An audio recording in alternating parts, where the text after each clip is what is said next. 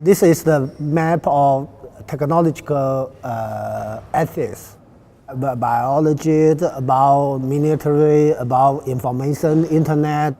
Like every technology and science development brings new model, ethic issues. I think this map gonna make quite a lot of people lost.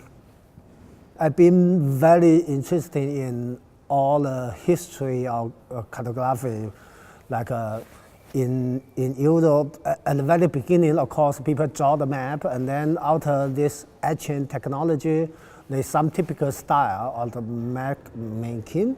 And traditional Chinese actually have very developed cartography, but when they present it on the paper, and it became a landscape painting, very artistic style. And I was being trained as a calligrapher and an ink painter. So of course, on my map, you can see almost some part is very like a traditional ink painting, but just look at everything from a bird's eye view, and so all the images became a text, became very conceptual. Of course, this mapping, map is kind of very special painting, like it's painting for reading.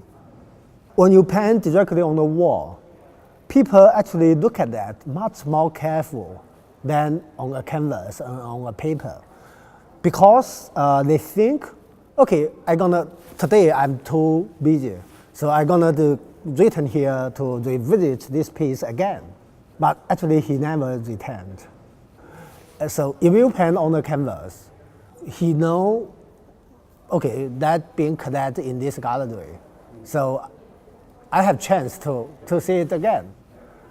And then when you paint directly on the wall, then the visitors, they realize, okay, that is somebody spend his whole energy and do it for me, for this moment. And then you can revisit this map again and again. And from different angle, you enter it, from different side, it's gonna bring different feeling.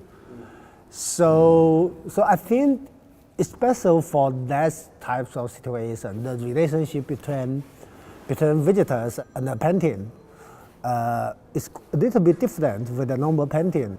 In China, I work as an artist, as a professor, as a curator, as a writer, and even as an artist, I made very traditional calligraphy. I made very technology piece, like a high-tech piece. I made installation. I made theater.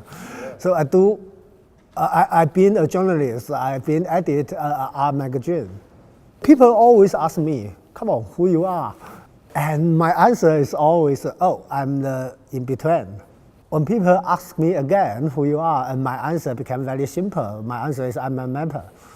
So mapper means you collect all the knowledge and you set up a system to give them a relationship.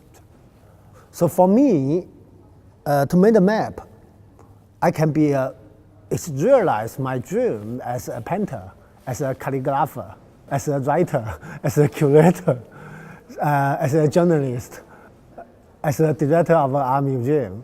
All this identity can be unified in one identity as a mapper.